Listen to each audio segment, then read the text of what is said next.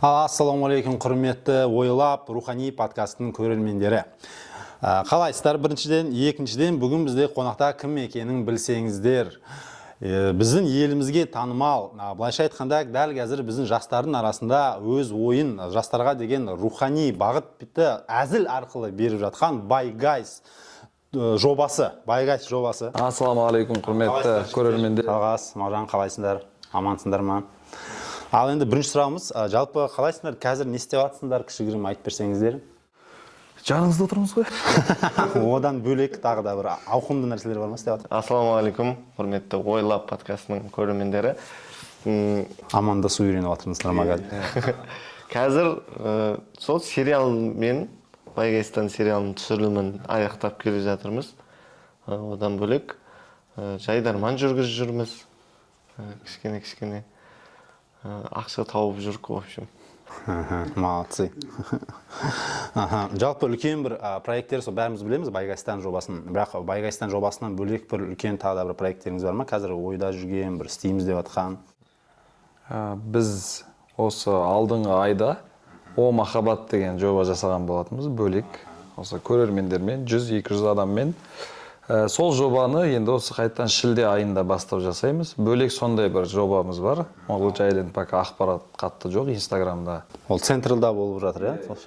Ол не туралы жоба? Сонда? Әлі пока айтуға болмай ма? Айтуға болмайды.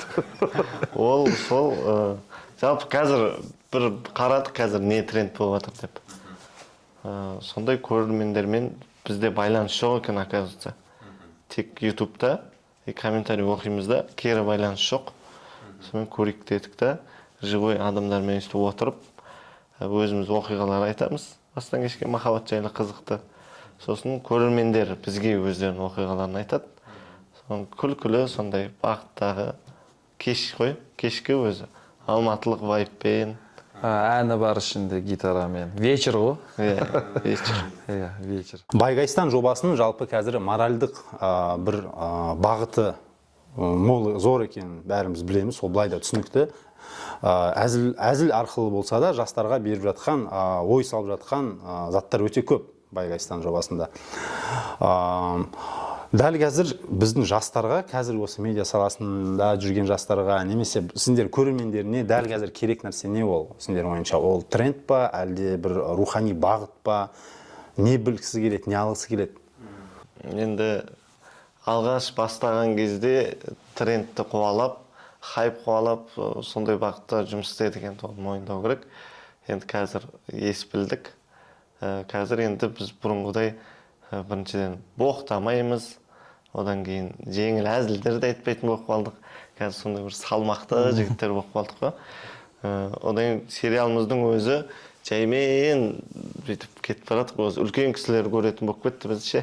Көшеде де кәдімгідей көріп, батасын беретіндер пайда болған. Енді қазір 12 серия түсірдік. Қазір енді бізде бір идея пайда болды. Қазақстанның бүкіл қалаларын көрсетіп шығу деген. Кеше Түркістан қаласына барып келдік. Түркістан қаласы шынымен де қатты дамып кетіпті. Тура Астана сияқты ғой, почти. Соны енді жігіттермен ойладық. Осылай мысалы Түркістанға, Қазақстанда тұрып, Түркістанға бармаған кісілер біраз. Сол кісілер хотя біз арқылы көрсе, ішкі туризмнің өзі сол арқылы дамыса деген ой ғой, бір жағынан. Ертең Тараз қаласына барсақ, Тараз қаласында да әдемі жерлер бар. Оны көрсетсек деген. Сондай қалаларды көрсетіп. Сондай ойлар бар. Одан бөлек бізде сериал арқылы біз кішкентай болса да бір өзіміз үшін бір плюс тауып алдық. Біз бүкіл ұлттардың фамилиясын қарасақ, грузиндердің фамилиясын бірден білесің да, фамилиясын қарайсың да, грузин дейсің. Орыстар, украинстар. Біздің қазақтарда ерекшелік жоқ құсап тұрды. Мысалы, Елеусінов, Офьев, Вович деген. Сонымен, давай біз тегі дейік. Фамилия қазақшасы тегі ғой. Сөйтіп бірінші сериядан бастап сөйтіп айтып көрейік деп. Сол бір қызық болып кетті өзімізге. Офьевтен бас тарттық сериалда. өмірде емес енді өкінішке орай әлі де кейін өзгертеміз. Жалпы сондай бағытқа қарай жұмыс істеп жатсыздар ғой қазір. Қазір енді ешкімге былайша айтқанда секрет емес, қазір сендер өте танымалды блогерларсыңдар, блогер деп айтуға болады, танымалды жоба, Байгайс деген. Сол танымалдылық сіздерге дәл қазіргі сәтте не берді және не алып қойды сіздерден? Ондай да заттар болса, сол туралы бір айтып берсеңіздер. Бұл сұраққа Мағжан жауап берсе. Жоқ, қалай не алып қойды? Танымалдық сіздерге не берді және не алып қойды? Рухани жағынан болуы мүмкін, немесе басқа жағынан? Енді танымалдылық деген, мысалға, енді ол әркім өзінің ойы шығар. Мысалы, біз КВН ойнап жүрген кезде, жайдарман ойнаған кезде, біз всегда кез келген жайдарманшының жалпы ойы танымал болу ғой. Жайдарман фундамент, сосын танымал болу. Енді сен өзің сонша қалаған нәрсеге өзіңе келіп жатыр ғой, сондықтан бір жағынан қуанышты, бір жағынан кейде өтірік күліп суретке түсулер болады ғой енді. Сырттан қарайсың да, неге өтірік күліп жатсың? Мысалға сен настроениең болмауы мүмкін деген сияқты. Сондай ғана бір шыдамды, ондай бір қатты бірдеңемді алып қойды дейтіндей нәрсе емес, маған ұнайды. Мен өзім өмірім бұл сұраққа жалғас жауап берсе. Көп нәрсе берді. Қуаныштымыз, арманымызға енді жетіп қойдық, толдық болдық деген ештеңе жоқ. Бірақ сол арман жолында әйтеуір жұмыс істеп жүрміз. Алып қоятындай, Құдайға шүкір, керісінше барлығын беріп жатыр. Бұрынғыдай табысымыз жақсарды, армандаған жұмысымызды істеп жатырмыз. Кезінде телевизордан көріп, сол кісілермен бір суретке түсуді армандаған кісілермен қазір бірге жұмыс істеп, сол кісілердің жанындамыз. Ата-анамыз өзінің батасын берді осы жолда. Барлығы күшті бізде. Мысалға, осы Түркістанда түсіріп келдік деп отырмыз. Қазақстанда осы былтыр біз концерт бергенбіз аралап. Миллион командасымен. Сол кезде де мысалға барған жерің бәрінде кеңдер жігіттер. Барған жеріңде алдыңа бас қойылу ғой. Сондай нәрселердің бәрі болып жатыр. Оның бәрі енді наоборот энергия береді да, сен одан сайын тағы кең болайын, ашылайын деген сияқты сондай нәрсе болады. Сондықтан өте күшті. Танымалдылық деген ол өте үлкен жауапкершілік, сол жауапкершілік сәл бүйтіп давить дейді ғой орысшада. Давление бола ма сол жағынан? Кішкене не айтып қоям, мен қазір көшеде жүргенде мен не киіп алғам, мен қазір лишний раз былайша айтқан кезде лишний раз көшеде бір нәрсені қоқыс таси салудың өзі бір қазір деген өте опасный нәрсе ғой. Сондай бір давление бола ма іштей? Керісінше маған енді ол көмектесті. Өйткені жаңа тура айтып отқандай, өз-өзіңді түзейсің, сөзіңді түзейсің, жаман әрекеттерден бас тартасың, дұрыс киінесің, дұрыс сөйлейсің, барлығы керісінше плюс. Жалпы бұл Байгайстан деген идея сендерде бұрында сол жайдарман ойнап жүрген кезден пайда болды ма? Или ол жайдарман ойнап чемпион болғаннан кейін барып шыққан идея болды ма? Бұл жайдарман ойнап чемпион болып қойғаннан кейін, осы бір жыл бұрын шықты ғой. Біз өзі 12 серия, негізі 12 серияны енді түсірдік. 1,5 жыл ма болған ғой соғанша. Зато сериялардың арасы бір жарым айға кетіп қалған ғой. Соны енді біз қазір жауапкершілік алып, көрермендеріміз де ұрсады бізге. Не алып шығармайсыңдар деп. Ол идея қайдан шықты? Ол идея біз осыдан 2 жыл бұрын кино түсіреміз деп дайындалып жүрдік та. Соны не идея деп, осы идея бір сөз болып шығып қалды да, соны қоя саламыз. Жай күлкі болып ше. Кейіннен ол киноны түсірмейтін болдық. Ноябрьдің кезінде біз бір 6 айға ма жатып қалдық дым істемей. Сонымен бір сериал түсірейік деп, командамызбен ақылдасып осы Байгайстан жобасын бастадық. Сөйтіп бірінші сериясын түсірдік та, монтажын көрдік, сонымен шығарғымыз келмей қалды оны. Өзімізге ұнамай қорқтық, қалай болады екен деп. Сонымен давай шығарып көрейік, өтпей жатса алып тастай саламыз деп. Сөйтіп 6 айдан кейін шығардық. Сол бірінші сериясы 4 миллион ба жинақ кетеді өшім. Қатты кетіп қалды да. Анау неде парламентте айтылды ол. Ринат Заитовқа сұрақ қойып жатыр ма? Байгайстан жобасын қалай деп. Біз көрдік те, ары қарай жалғастырып кеттік. Былайша айтқанда уже өнерлеріңізді жоғарыдағыда кісілер жай қарайды деген. Мүмкін ол да болған шығар, бір үлкен жауапкершілік алып, жай жаңағыда бағана айтқандай боқтауды азайтып деген сияқты. Ал жалпы мысалы қазір сіздерге предложение түседі ғой, киноға ойнау, немесе басқа проекттерге қатысып, егер де ол жерде бір моральдық түрде біздің қазаққа тән емес нәрселер болса, оған қалай қарайсыздар? Өздеріңіз редактировать етіп аласыздар ма, әлде жарайды деп түсе саласыздар ма? Сол жағынан бір айтып берсеңіздер. Мысалы енді бірінші сценарийін оқисың ғой, кез келген жерде сценарий сұрайсың, уақытыңды сұрайды, кейде уақыт келмей қалады деген сияқты. Бірақ сценарийді енді шынымен де бүйтіп, мынау осы ертең дұрыс ойламайды ғой, өйткені ол қазір ештеңе білінбей, я деп кеткенімен, ертең бір 10 жылдан кейін, может 100 жылдан кейінгі поколениеде сен біреуге зиянын тигізіп қоюың мүмкін сияқты да. Сондықтан стараться етесің, басында қызығып, алғаш өзі танымал болған бір-екі жылдардың арасында, бара бересің ғой, шақырған жерге кино, армандадым ғой бірден. Кішкене асығыс шешімде жасап қойғанда кездеріміз болған шығар, былай. Бірақ қазір уже сөйтіп қарап, ондай нәрсеге кішкене максимал жоқ. Қазақ болу деген ол сіздерге этникалық факт па, әлде жауапкершілік зат па? Біріншіден жауапкершілік қазақ болу деген. Енді адам өзінің ұлтын таңдамайды. Қазақ болып әйтеуір туылғанымызға шүкір. Қазақпыз, мұсылманбыз, одан қазақ болу деген жауапкершілік деген күшті сұрақ екен негізінде ше. Шынымен де былай қарап тұрсақ, үлкен жауапкершілік қой. Өйткені қаншама батыр бабаларымыз бар, қаншама дана, негізін ұлы халықпыз, дана халықпыз деп айтыла береді да, бірақ тереңіне ұғынбаймыз көбінесе ше. Бірақ та былайынан қарайтын болсақ, шынымен де ұлы халықпыз ғой. Қазақ дейтін өте таза, мәдениетті, білімді халықпыз. Сол үшін қазақ деген атқа кір келтіріп қоймайық деп те жүрудің өзі үлкен жауапкершілік. Енді бір ұлттар бар, енді мысалы итпен тұрады деген сияқты ғой. Ата-анасын өткізіп жібереді. Енді Құдайға шүкір, қазақтарда ондай ұғым особо жоқ. Қазақ деген шынымен де ата-ананы сыйлайды бізде. Жеті ата деген біздің қазақтарда ғана бар. Не деген тектілік ол, тазалық, жеті атадан асырып барып қыз алады. Кейбір ұлттар бар, ондайды білмейді да, өзінің жақын қарындасын алады, әпкесіне күйеуге шығады деген сияқты. Одан ауру балалар дүниеге келеді деген сияқты. Бізде тектілік бар, таза қандылыққа қарайды, руға қарайды, одан үлкенді сыйлау деген. Мысалы, бір жайдарманшы досымыз бар біздің. Сол айтады, Россияға КВН-ге барып келдім дейді. Автобуста үлкен кісілерге орын беру дейтін оғым особо жоқ дейді. Бізде мысалы автобусқа кірсең, ол ұлтына қарамай, үлкен кісі орыс кірсе де, қазақ кірсе де, жас қыз балалар бірден орын атып тұрып орын береді. Осының барлығы өз қазақылықтың арқасында деп ойлаймын мен. Тектіліктің, тәрбиенің. Сіз не ойлайсыз? Мен де солай ойлаймын. Енді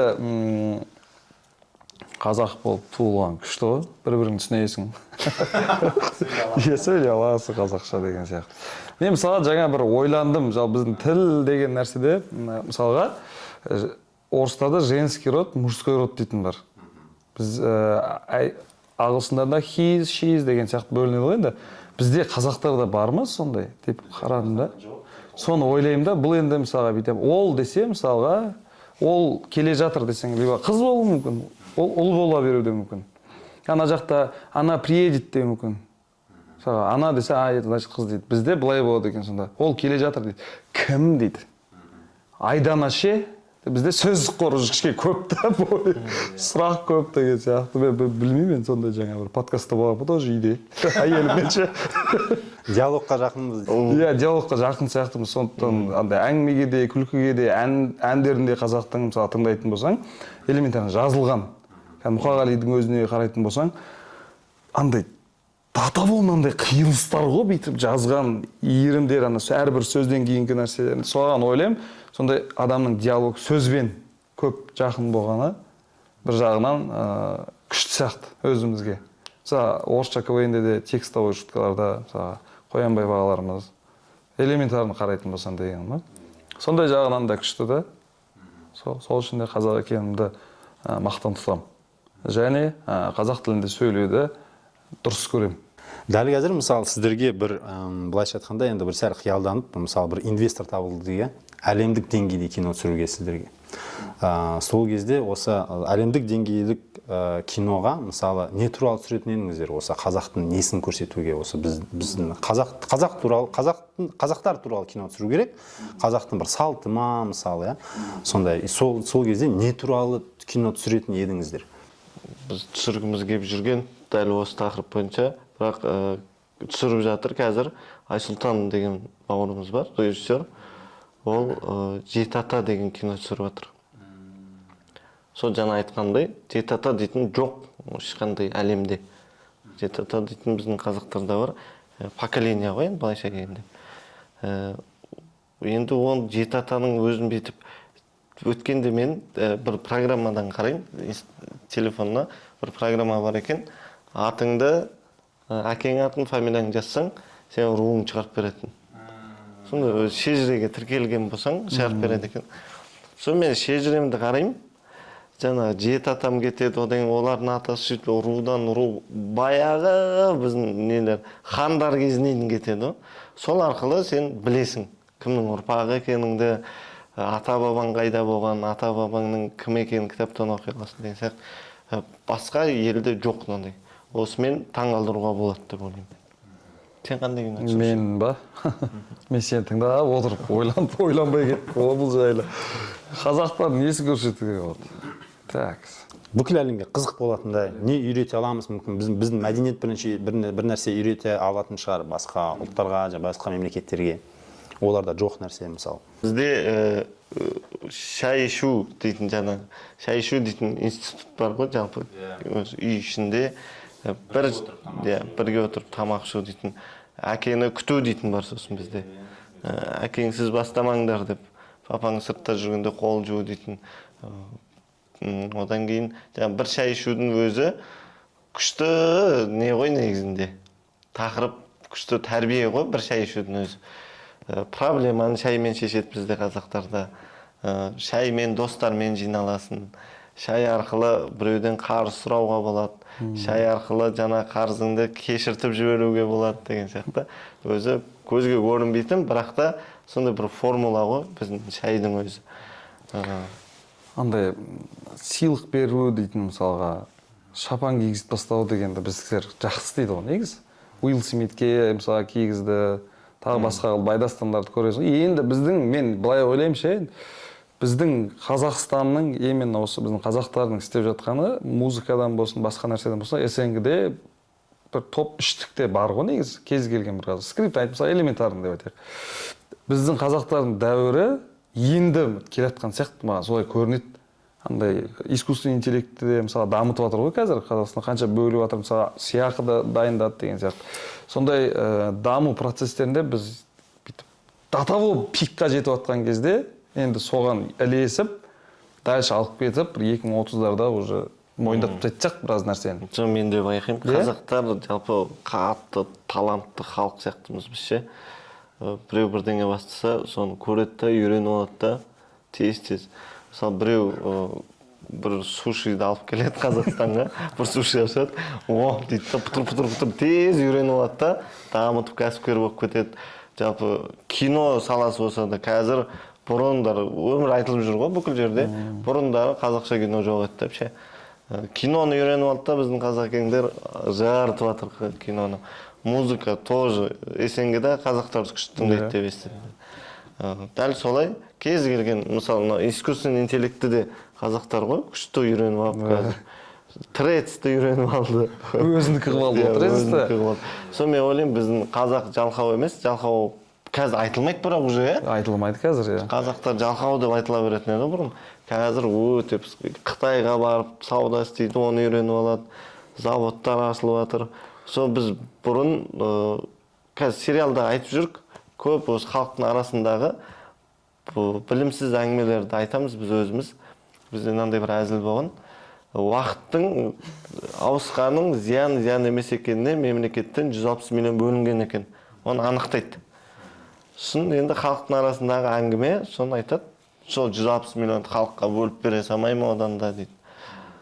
сосын біз оны әзіл қылдық та енді сонда 8 теңгеден бөліп бере ма деп. есептесең 8 теңгеден. 8 теңгеден шығады. Сондай әңгімелер бізде көп. Мысалы мынандай да әңгіме бар. Қазақстан ураннан бірінші орында, неге соны халық пайдаланбайды дейді. Сонымен уранның не екенін білесің білмейді. Просто ашын нелерді үйрен аламыз да, айта береміз да. Бірақ ар жағына үңілмейміз. Менделеевтің бүкіл таблицасы бар дегенде өткенде бір күшті әзіл шығарып ек. Менделеевтің бүкіл таблицасы бізде бар дейді. Неге біз өйстіп өмір сүріп жатырмыз қазір дейді. Онда Менделеевтің таблицасын айтып берші десе білмейді.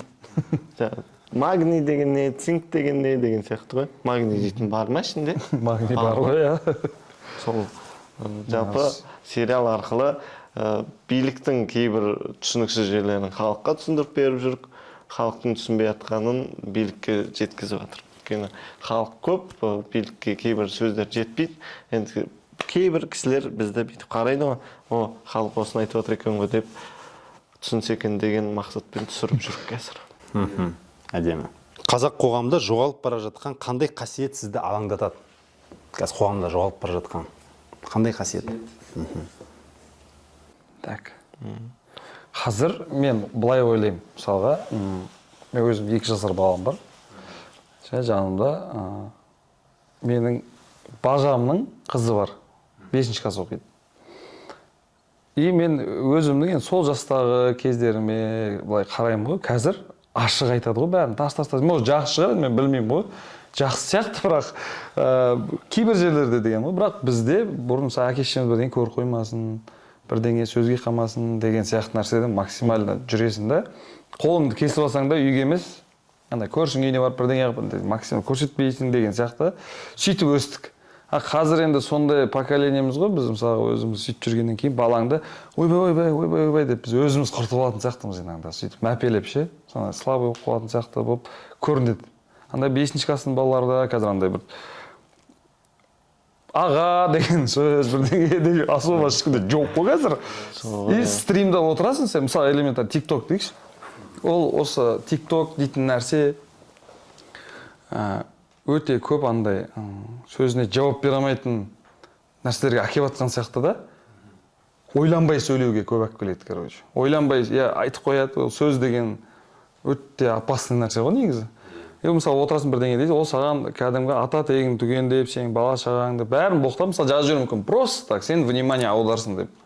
Сөйтесің да, неге өйтіп жаздың бірдеңе деген сияқты сұрасаң, жауап бере алмайды.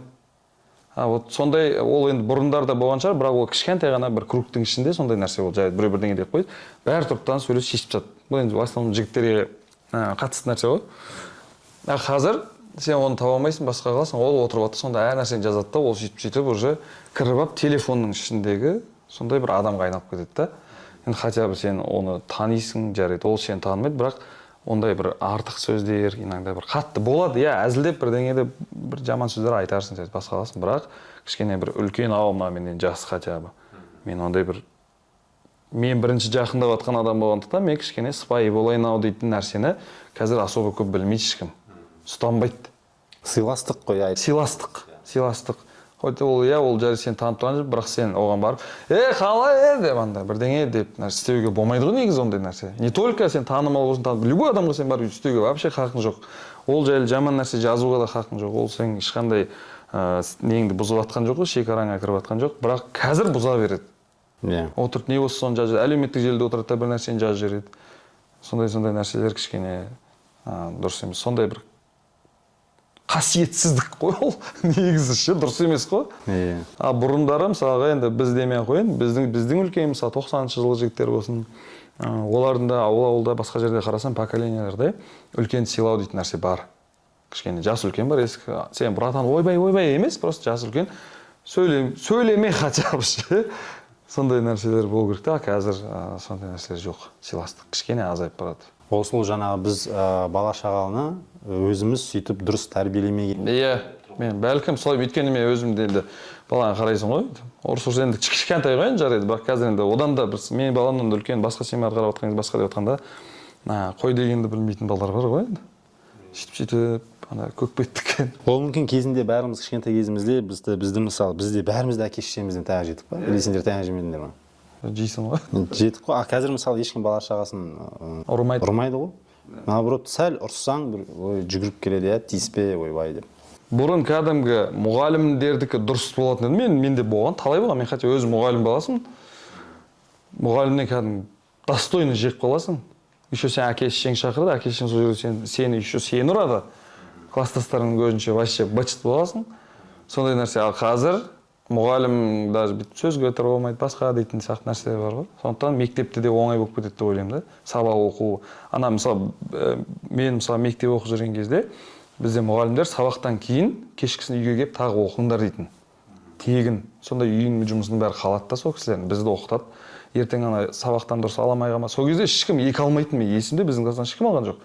Барып оқытады, басқа қылады. Қазір наоборот мысалға үйтіп оқыту опасно да, біреу оқып жүр бірдеңе бізді ұрып жүр бірдеңе болатын болса, ол қазір біздің кезде нормально. Қазір енді кішкене сәл қиындау да деп ойлаймын да, өзімше. Білмеймін енді. Сіз не ойлайсыз ол туралы? Қазақ қоғамында жоғалып бара жатқан қандай қасиет сіздерді алаңдатады? Жоғалып бара жатқан қасиеттер өте көп қой негізі. Қазір Мағжан айтып кеткендей сыйластық деген. Ол шынымен де жоғалып бара жатыр. Иә. Ұят дейтін нәрсе біздің қазаққа тән ғой. Сол или біз қалада жүргеннен кейін бе Алматы мен Астанада жүріп бүкіл Қазақстанды бүйтіп не істеп қоюдан да қорқасың. Бағалап қоюға ше. Өйткені мен өзім Тараздамын. Тараздың менталитеті басқа, Алматыныкі басқа, бірақ енді ұят дейтін нәрсе сәл азайып бара жатқан сияқты.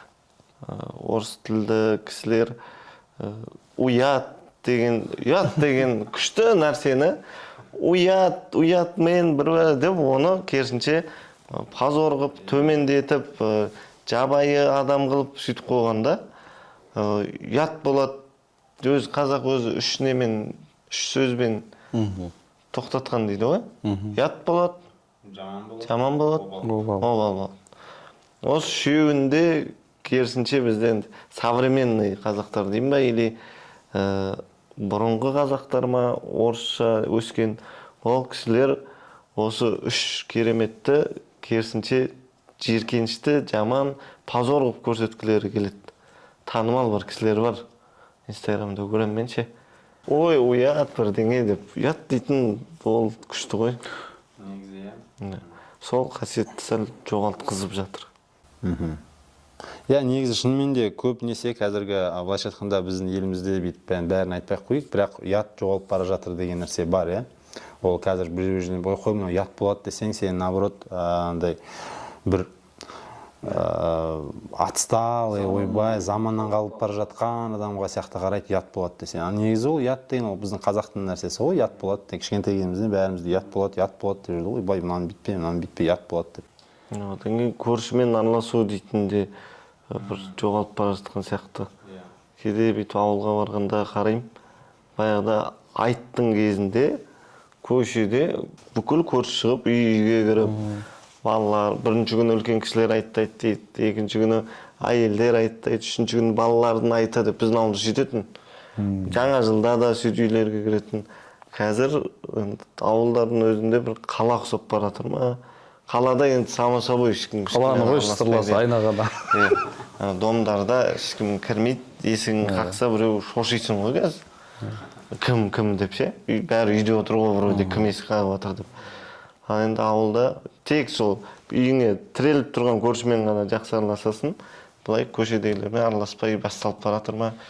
Сол нәрсе жоғалып бара жатқан сияқты. Бұрын заборлар жоқ еді ғой, байқайсыңдар ма? Ауылда ше мысалы қазір көресің ғой. Шарбақ бірдеңе тұрады, біреу огородына кіріп кетті, боқтассаң да әйтеуір анамен сөйлестің ғой енді. Қазір полный бетон, ойбай, бәрін жауып тастайды. Жаңа жылда барады деп отырсың, жаңа жылдың туыстарының өзі азайып барады ғой, бір-біріне баратын. Бірақ енді барады, қазір советпен жарысады, әлі бар ғой баяғыдан. Соны бәріміз бір қолға алып, көршілермен қайтадан араласу дейтінді группа шайық трендке айналдырсақ күшті болады. Соны байқайсыздан арқылы істеуге болады. Соны күшті идея екен, айтып отырып ойланып қалдым. Көршілер туралы бір күшті жоба істеуге де болады екен. көріп, Көрермен өте жақсы араласатын. көрермен көріп, кішкене өз көршісімен араласпай жүрсе, ұялып қалып, ертесі көршісін шайға шақырып жүрсе біз арқылы. О, деп біз Аны көршілерге жібер дейтіндей бір тренд жасап жүру керек та. Жалпы біз бағанадан бері айтып жатқан нәрселердің көбісі жөнінде көп нәрсені алуға болатын сияқты сендерге байғанға. Сендерден беріп жатқан посылдарың да сол ғой негізі. Бізде мынандай сұрақ, бізде мысалы жалпы қазақта ырым салт дейтін өте көп. Соның қазір кейбіреуі бар әлі, а кейбіреуіне жаңа ұятқа дегендей кейбір салтымызды ұятқа шығарады қазір. Кейбір ырымымызды ұятқа шығарады. Сол туралы не дейсіздер? Жалпы өздеріңізде бір ұнамайтын ырым бар ма? Мысалы, мынаны шынымен де мынау керек емес деген сияқты. Салт дәстүрлерден немесе наоборот, сол бұрында керісінше бұрында сол қалып қалған кейбір жоғалып кеткен салт дәстүріміз бен ырымдарымызды қайтып алып келу керек екен қазір. Мен қазір енді мына ырым, қазақтың мына ырымы керек емес деп айтатындай мен шынымды айтайын, көп қазақтың барлық ырымын білемін деп айта алмаймын. Мысалға бір үйге жүгірме, біз кәдімгі бәріміздің естігендеріміз ғой. Үйге жүгірме, тізең жақтама, есікті керме деген. Ал енді былай басқа мынандай ырымы деген нәрселерді мен білмеймін. Біз ырым жайлы да сөйлесеміз ғой кейде балалармен. Қазақта мынандай ырым бар деген секілді, сыңсу тағы бірдеңе деген сияқты білмейсің ғой. Сөйтіп ойланасың да, оның барлығының ол қазақ тегіннен тегін істеген жоқ қой енді оны. Ол заманына қарай солай болу керек болған ырымдар болуы мүмкін. Қазіргі заманға жарамайтын ырым болуы мүмкін да. Кейбір ағаларымыз сол заманда бітіп қалу керек жаугершілік уақытта болған ырымды қазақ үйтпеген бірдеңе деп мына жаққа кейде әкелгісі келіп, қазіргі жастар тәрбиелегісі келетіндей, екі таяқтың екі ұшы бар. Сөйтіп те әкпегісі келетін ырымды бүйтіп қазақ өстіген дейтін кейбір ырымдар болып қалады. Мен нақты мынау деген жоқ, просто көргеннен айтып отырмын. Примерно есімде да. Ал енді шынымен де қазірге де келетін ырымдар болатын болса, ашып қосатын болса, қосайық. Мен қарсы емеспін. Шығарайық, оқиық, іздейік. Не бар екен деген сияқты. Қазіргі сол біздің қазақтың салт дәстүріне қазір жоғалып баратқандары бар дегендей. Қазір сол салттардың арасында қазір бір ұнамайтын нәрселер бар. Мысалы, жоқ, мынау салт уже ескіріп қалды ау деген сияқты. Немесе мынау салт дәстүр жоқ болып кетті, соны қазірге алып келейік қайттан деген сияқты салт дәстүрлер бар ма? Ойларыңызда жүрген. Енді ұнамайтындай ештеңе жоқ. Білмеймін, мен өзім көрген салт дәстүрлер, мен үйлендім, құда тарту дейтін бір төс қағыстыру, құдалар бір-бірімен танысады, жақындасады, одан беташар дегеннің өзі бір үлкен тәрбиелі салт дәстүр ғой. Салт дәстүр беташардың өзінің о жағында тәрбиесі, жаңағы келінді оға дейін ешкім көрмеген деген мағына ғой, былайынша келінді көріңдер деп. Көшеде жүрмеген, бір-бірімен қол ұстасып, сүйісіп, ата-анадан ұят, туған туыстан ұят, қыздың ата-анасы жағына ұят болмасын, жігіт не істеп жүр, қыздың жүрсін қара деп айтпасын деген ой ғой енді негізінде ше. Көрінбей ешкімге, одан енді қыз кім екен деп барлығы көруге келеді. Соның бетін ашады, мәні келінді таныстырады барлығымен. Той берудің өзі, қазақи салт дәстүрге сай тойдың өзі алыстағы ағайынды табыстырып, жақындастырып, батасын алу дейтін салт дәстүрлер жақсы. Ұнайды маған. Бір жігіт қазақтың мынандай нәрсесін айтады. Атасы жайлы ғой енді, өзінің атасының атасы ма, ұмыт қылдым. Атасы дей берейік, давай. Мен бір досымның атасы андай қазақтың бір нәрсені соңына дейін пайдалану деген нәрсе бар ғой. Мысалға, соны айтады. Қолмен жейді тамақты дейді да, Жаңарқаның жігіті болады, атам тамақты жейді, сөйтті қолынан қалған майды мәсісіне сүртеді дейді да. Одан қалған мына жерінде өзінің аппақ бір несін шүберегін алып жүреді дейді. Соған бүйтіп қолын майын жағып қояды дейді.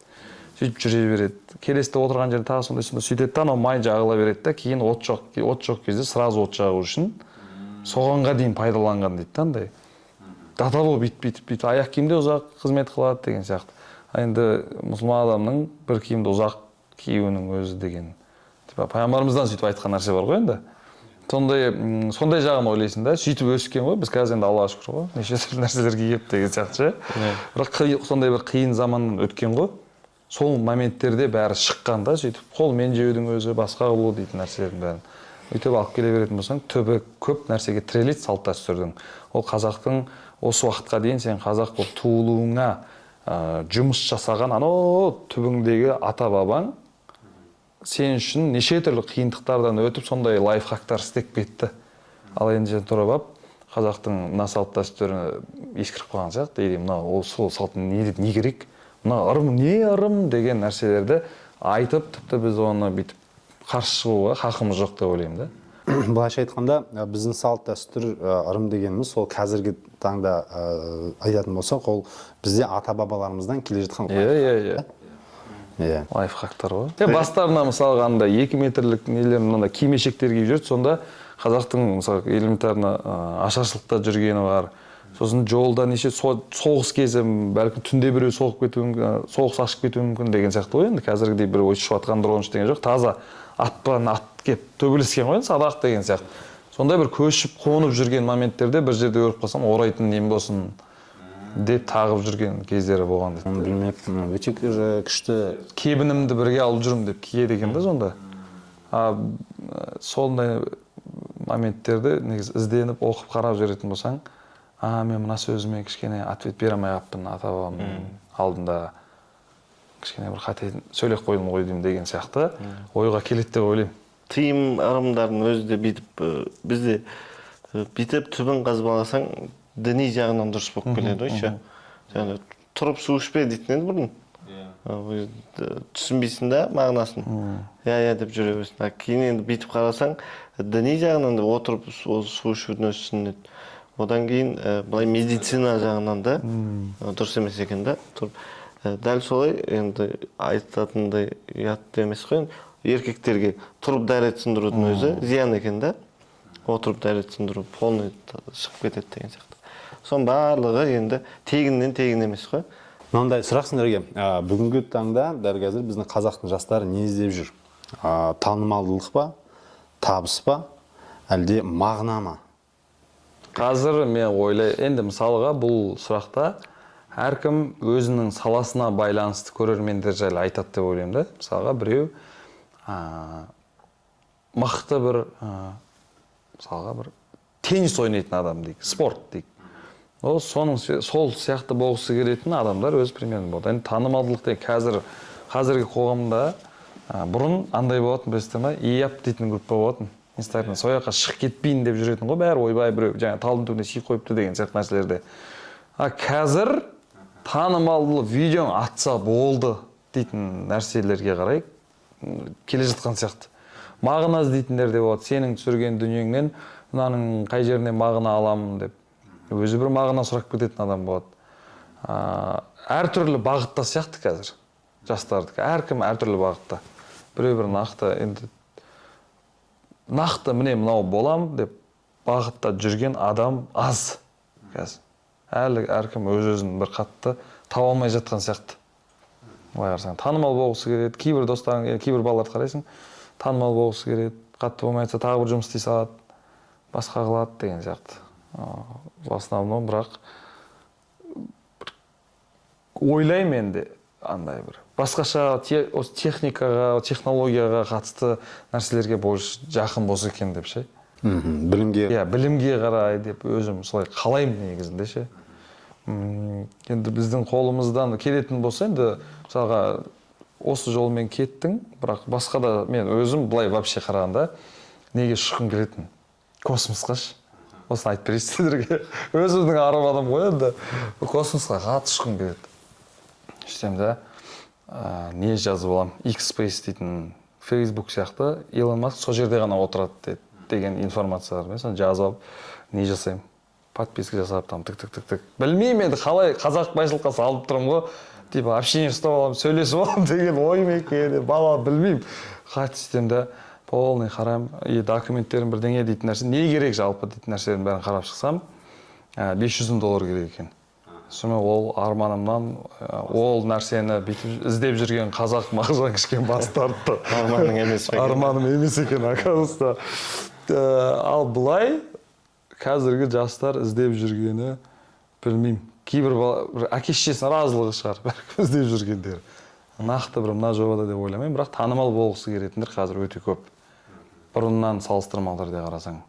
Қазір қалай танымал болсаң да уже ұят емес сияқты. Иә, сондай болып қалды ғой. Себебі өздеріңіз айтып отқандай жаңағы TikTokта неше түрлі фриктар отырады, неше түрлі әңгімелер айтады.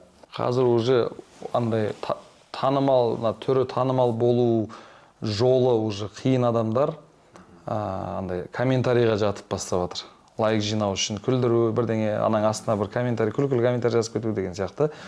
Ізденіс әлі де танымал болудың деп ойлаймын да. Бір жолдарын қарап бүйтіп. Біреулер болады мысалға полный ең ұзақ комментарий жазып тастайтын, ең көп комментарий жазып тастайтын адам деген сияқты. Сондай бір жолдарын іздеуде. Бұл енді біз өзіміз сол медиа саласында жүргеннен кейін өзімнің аудиториям бойынша ойым айтып жатқан.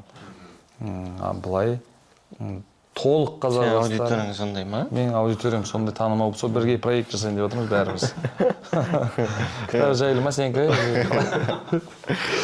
Енді бір неге зацикливаешься, соны ғана көресің дейді ғой. Біз сөйтіп ойлаймыз да, бірақ былайынша қарасаң, тек қана блогер емес, жалпы ғылымға неге қызығатын жастар көп қазақтарда. Бәрі блогер, барлығы танымал болғысы келмейтін шығар. Просто біз көрмейміз ғой. Бұрынғыдан қарағанда өсім бар сондай танымал болу. Тек сол TikTok бірдеңе түсіретін балаларды ғана көреміз да. Ар жағында оқып жатқан, жаңағы ғылыммен айналысып жатқан оларды ешкім көрмейді. Содан кейін барлығымыз сөйтіп ойлай береміз. Жастар тек би-билеп блогерство деп. Ол 1% шығар қазақтардың ше.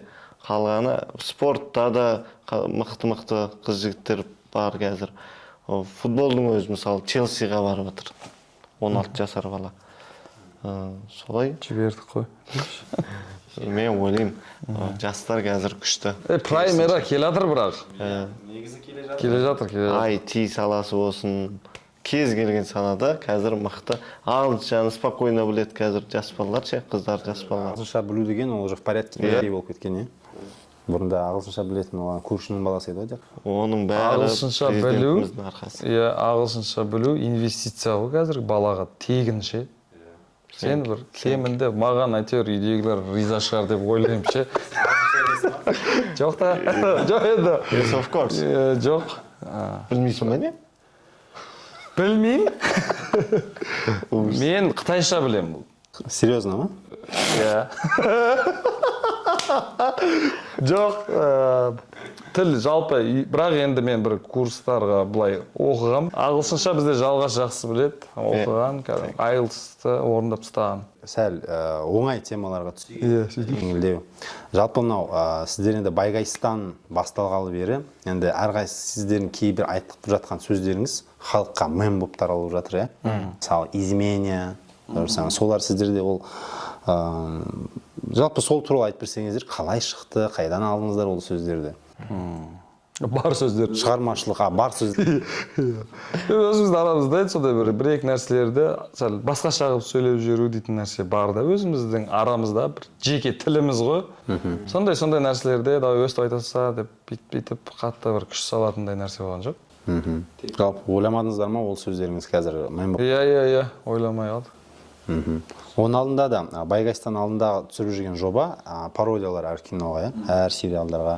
Ол жерде де біраз айтып жатқан, сендердің айтқан сөздер мем болып таралып кетті, жаңағы метиспін ғой деген сияқты. Метиспіннің бір тренд болып кеткені, мен ойлаймын, сол біздің поколение өз бір 90-нан 99 жылға дейінгілердің арасында бір понятие бар еді. Метистер әдемі болады. Ой, бәрімізді неге екен білмей. Метистер әдемі болады деп ойлайтын қой. Не үшін екен, Менің еще бір группаласым бар еді. Енді метистікке қатысты ма, жалпы осындай нәрсеге бір синоним нәрсе деп ойлаймын да. Танысамыз ғой группаластармен. Мен бір группаласым, бәріміз Мағжан болады, мысалы Жалғас, Қайыржан деген сияқты атасы. Даниэль дейді ғой. Даниэль. Бәрі қыздар да, бәрі андай чөп бит деп қарақ қалды. 2013 жыл болған оқиға ғой, мен алғаш оқуға түскенмін. Даниэль бірдеңе. Шынымен Даниэль деп қоймайды, сөйтсек негізгі аты Данаэль екен ғой. Даниэль деп. Типа метис сияқты бір бәлеге. Данаэль. Даниэль. Болған. Сөйтіп шыққан ғой негізінде. Жалпы маған бір қызығы, Сендер осы пародия түсіріп бастадыңдар ғой әр киноға, иә? Соны ең біріншісі, по-моему, 532 деген кинодан басталды, иә? Сендер ол бір план болмады ғой, ары қарай оны дамытамыз, или басынан біз әр серия қазір бір нәрсе түсіреміз, әр нәрсеге пародия жасаймыз деген ой болды ма басынан? Жоқ, ондай болған жоқ. Бізде енді сол кезде, сол 532 былай қарасаң енді андай жесткий ғой қатты. Сол болған оқиғаларды алған деген сияқты, сол жерден кішкене бір боқтайды, бірдеңе қылады. Изюминка қылып болды ғой енді сол сериалдың. Біз енді қазір осы бәрі көріп жатқан сериалға бір пародия істеп көрейік деп істеп түсіріп көргенбіз. Енді ондай көп жасамады ғой. Бұрын бір өнер жандары бір істеген еді. Содан кейін пародия деген нәрсе вообще болмаған екен. Сосын атып кетті. Онда мына кино бар деп сол моменттерде сөйтіп шығып кеткен. Бағжан қалай қосылды қастарыңызға, сол туралы айтып берсеңіздер? Ол сіздермен бір командада ойнаған жоқ, біз білеміз. Иә. Бағжан жалғас берсін деп. Бағжан екеуміз сол 532-нің 3-ші пародиясында ма бір боксердің рөліне біреу керек болды бізге. Дәл сол кезде Бағжанмен жақсы араласып жүргенбіз. Сосын Бағжанды шақырайық, Бағжан күшті ойнайды деп шақырдық, екіншісіне шақырдық. Сөйтіп ол қосылып алды ғой ол ше. Өзі қосылып алды. Рұқсат сұраған жоқ ол. Ол өзінде айтатыны бар, әйтеуір мен өзім бар қосылып алғам деп. Мен ешкім шақырмадым. Талантты ол ше. Ол өтті кәдімгі. Сөйтіп команда қосылып, қазір бірге жүрміз ғой. Олжас халықтар жақында бізге. Ғани бауырымыз қосылып жатыр арамызға. Жалпы енді былайша айтқанда Байгайстан көріп жүріп қой енді бәріміз, иә? Ол деген енді кішігірім былайша айтқанда бір придуманный, бір қиялый бір мемлекет қой енді, Байгайстан деген. Сен Байгайстанның президентісің. Сол өзің Байгайстанның президентінің енді образын жасап жатқан кезде, осы қазіргі біздің елбасымыздан бір алған жерлеріңіз бар ма? Қазіргі біздің президентіміз Қасым-Жомарт Кемелұлынан алған жерлерің бар болса, сол туралы айтып берсең.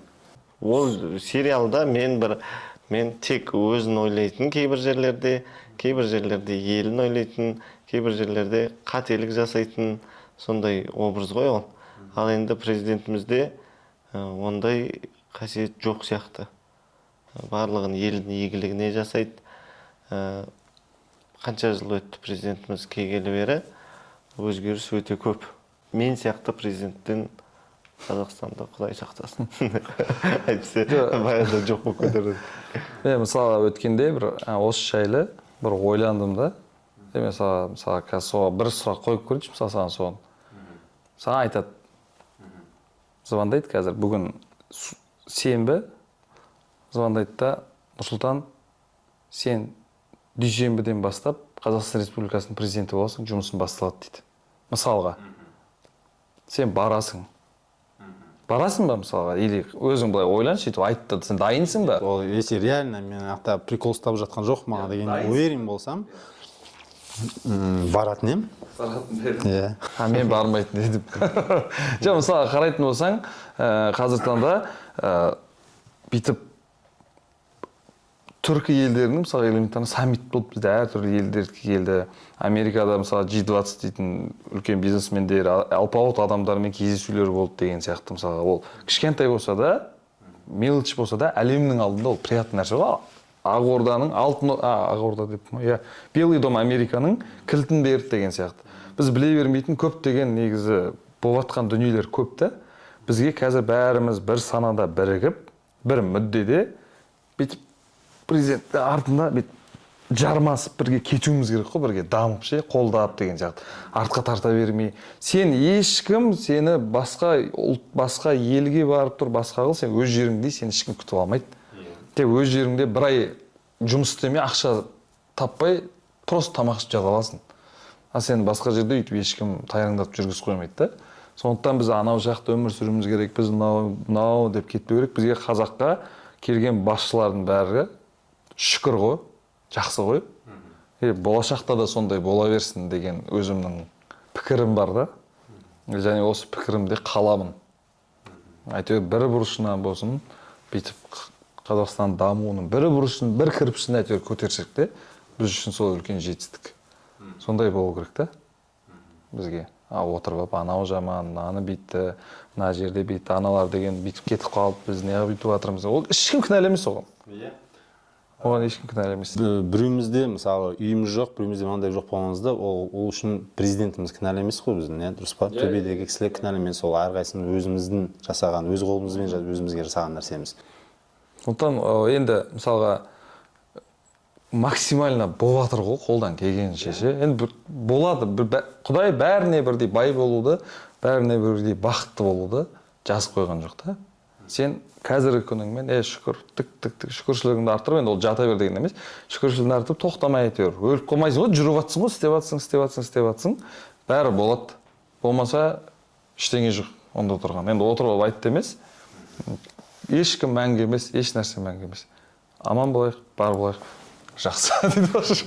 Ал енді сол жігіттер енді соңына таман осы қазір сендерді көріп отырған көптеген жастарымыз бар, жайдарманшылар, иә. Қанша енді өздерінде білесіңдер, жайдарманшылар енді еліктейтіндер өте көп, араларында сендерге еліктейді. Сол сендерді көріп отқан жайдарманшыларға ғана емес, былайша айтқанда, сендерге еліктегіш, сендерге қарайтын көрермендеріңізге айтып кететін бір нәрселеріңіз болса. Старайтесь лучше.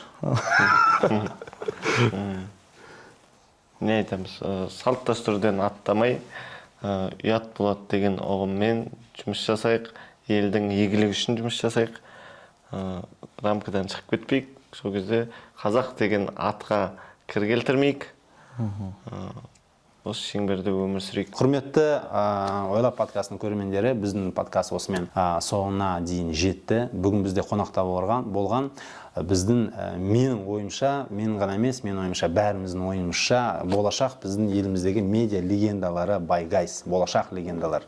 Осыны жаттап алыңыздар. Рахмет сіздерге келгендеріңіз үшін. Жалғас Мағжан. Сол біздің команданың атынан сіздерге творчествода